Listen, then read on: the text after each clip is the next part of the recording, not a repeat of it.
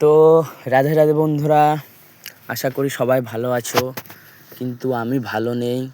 তার কারণ তোমরা আমার চ্যানেলটাকে কেউ সাবস্ক্রাইব করছো না। আর এই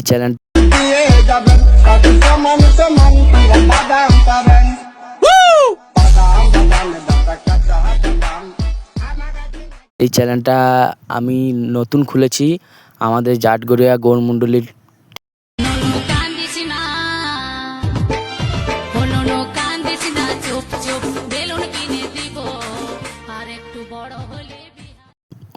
এইটুকুই চাইবো তোমাদের কাছ থেকে যে চ্যানেলটাকে সবাই সাবস্ক্রাইব করো, যাতে তোমাদের ভালোবাসায় আমি আরও এগিয়ে যাই। তো চলো এইসব কথা বাদ দাও। তো আবার তোমাদের জন্য একটা ছোট্ট ভিডিও নিয়ে এলাম। কাল আমরা চলে গেছিলাম বরগড়িয়া গ্রাম। তো এইখানে কীর্তন উপলক্ষে গিয়েছিলাম। তো আমাকে নিমন্ত্রণ করা হয়নি, তাও আমি চলে গেছিলাম দেখতে।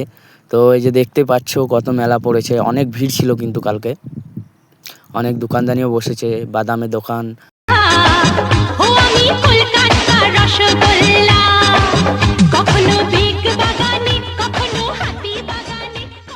মনিহারি দোকান। আর অবশ্যই কাউরি যদি বাদাম খেতে ইচ্ছা হয় কমেন্ট করে জানাবে।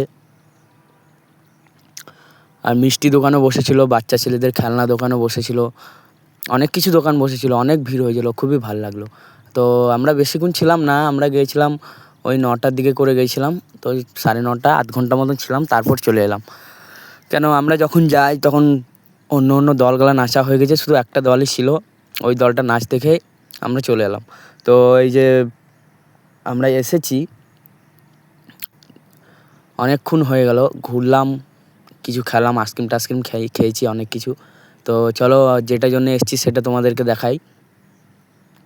তো এই যে দেখতে পাচ্ছ, এই যে টিমটা এখন নৃত্য করছে, এটা আমাদের বিষ্ণুপুরের টিম, মানে আমাদের গ্রামের পাশের।